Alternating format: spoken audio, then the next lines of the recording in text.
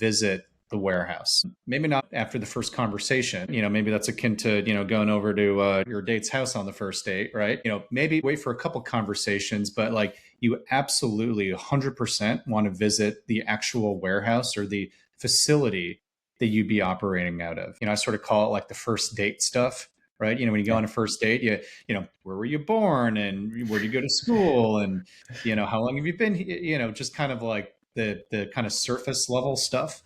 Not to Right. say that a PLD is surface level, because obviously it's important information, but on that second, third, and 10th date, you start to really kind of dig into, the nuts and bolts of who you are as a person and what you're looking for. And there's literally an RFP that I'm working on right now where one of the 3PLs, their salesperson showed up 3 minutes late, was not apologetic, was just not prepared, seemed frazzled, and like they might be great I know they're great operators because I've worked with them before, but like it's like showing up late to a date, right?